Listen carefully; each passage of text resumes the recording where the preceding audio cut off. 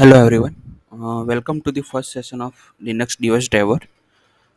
In this session, we will learn about what is device driver, what are the different types of device driver, and why we are using it. So the first question which come to in your mind is what is device driver? So device driver is a block of code which used to access hardware in a proper way, and also we can say in another word, it is a code where the application maps to the hardware. We use device driver to avoid misuse of hardware. So let me just give you one example so that you can understand in a better way. uh, in this example, let's assume that I want to implement two application where one application need to read data from temperature sensor and display that data into the console, and the second application need to read that temperature sensor data and generate a event when temperature reach to certain point. So that we can implement in a two different way, where in a first way, we use a device driver between application and actual hardware, and in a second way, we do not use any device driver to communicate with the hardware. So let me just explain first way. In the first way, that I2C driver only expose temperature sensor data, so that application do not modify any configuration related data to temperature sensor. So this is the safest way which we communicate with the hardware. So come to the second approach.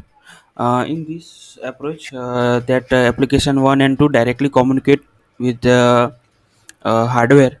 So let assume the application 1 did any modification in a configuration of temperature sensor, so that temperature sensor did not work properly and started to malfunctioning and not generate any temperature related data properly. So because of that, that application 2 do not get any proper value, and it unable to generate any event. So to avoid this kind of issue, we are always try to uh, implement any driver between application and hardware.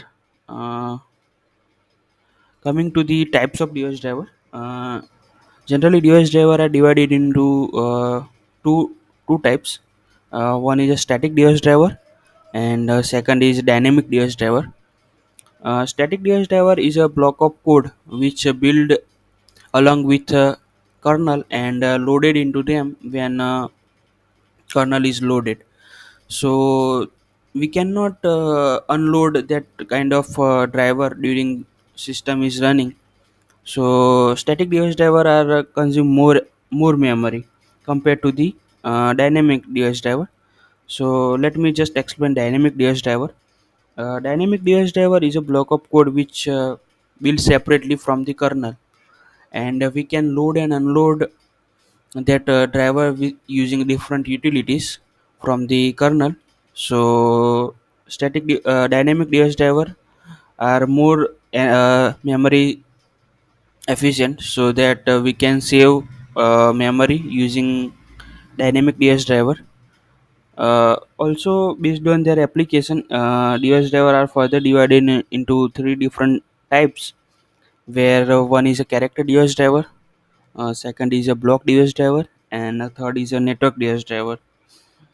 As you can see in picture, generally we are implementing multiple device driver for the different types of device.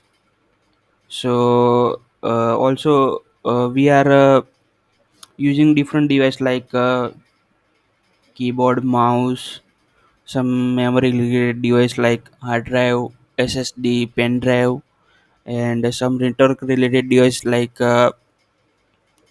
router and other network devices. So for that, we need to implement a driver in a different way. For different hardware, we need to implement driver in different way. So first is a character device driver. uh, Character device driver is a block of code which handle data in a stream. Means that in a character driver we cannot move back and forth. So because of that, we do not require any sophisticated buffer in character driver. And device like mouse, keyboard, and serial port, they are working on the character device driver. In this series of videos, we were more focused on the character device driver, and we get huge idea about the character device driver in later videos. Coming to the block device driver. Block device driver is a code that handle chunks of data where you need to move back and forth, because block device driver are used to communicate hardware like SSD or SSD, where you need to read or write or also changing the data. So because of that, we need to implement sophisticated buffer for the block device driver. And the block device driver are compared to complex compared to the character device driver. Coming to the network device driver. Network device driver are totally different from the character device driver and block device driver.